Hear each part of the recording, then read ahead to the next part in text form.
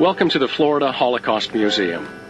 The museum's mission is to honor the memory of millions of innocent men, women, and children who suffered or died in the Holocaust.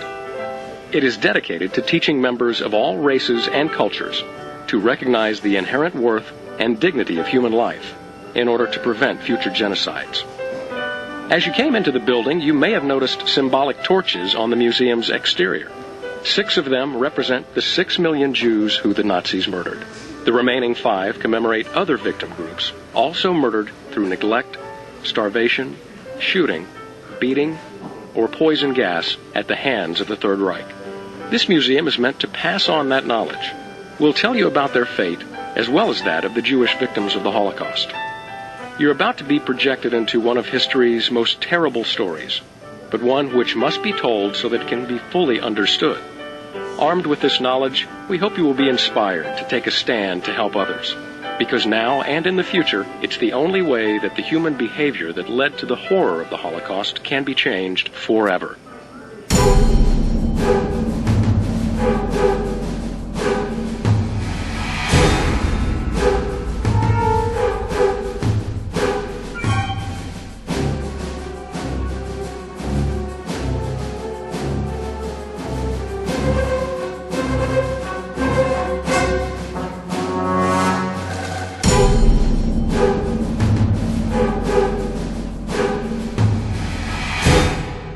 Take a moment and imagine Jewish life before the Holocaust. It was very vibrant. Men and women went to work. Children and young people went to school. The importance of literacy and education, and especially of family, has always been central to Jewish culture and religious practice. Despite the centuries of anti-Semitism in Europe before the Nazi rise to power, many German Jews considered themselves Germans first, Jews second. Patriotism was particularly important, especially to those Jews who had fought proudly for the Kaiser in the First World War. Jews prospered for generations as professionals and workers of every sort, from physicians and opticians to peddlers, and they lived lives very much like those of their non-Jewish neighbors.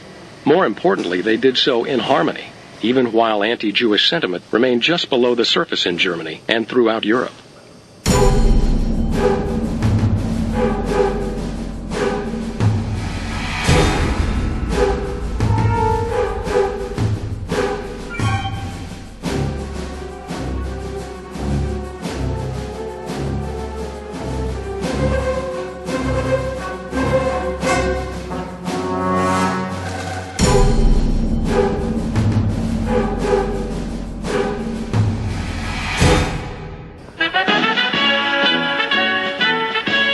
The 1920s and early 1930s in Germany were characterized by economic crisis and inflation.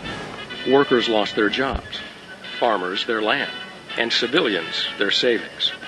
Germany's pride was also bruised after its defeat in World War I and the subsequent Treaty of Versailles. The German Workers' Party was founded in 1919. It soon became known as the National Socialist German Workers' Party and recruited more and more followers. Adolf Hitler identified the weak government and also the Jews for all of Germany's problems. At the Sports Palace on January 30th, 1942, he said, "We say that the result of this war will be the complete annihilation of the Jews." Look carefully at the photo of the large rally. Nazi leadership carefully orchestrated these dramatic political rallies, which generated enormous enthusiasm. Look at the people. They're from all walks of life. Notice their hats and clothing. You can almost feel the excitement in the air. See how their gazes focus on the leader. Can you imagine where you've seen similar scenes like this today? The ideas that Hitler put forth to the crowds were set forth in his autobiography, Mein Kampf, written in 1925. He claimed Jews were the cause of all Germany's misfortunes. He also insisted Germany must regain its honor from the humiliating Treaty of Versailles and once again take its rightful place as the world leader. In January of 1933, Hitler was appointed Chancellor. It was then he began to implement his plans for a revived Germany.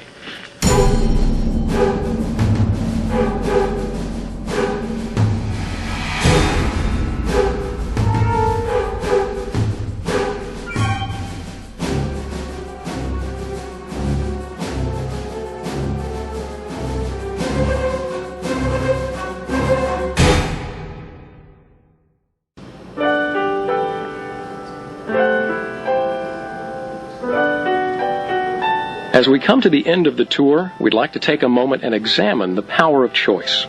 Individuals have the capacity to perpetrate evil, to harm others, as well as the capacity to care and take risks on behalf of others.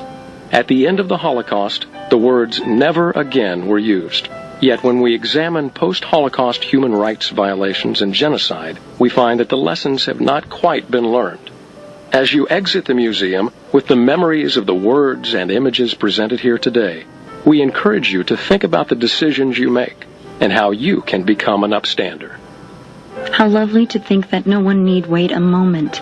We can start now. Start slowly changing the world. Anne Frank, March 26, 1944.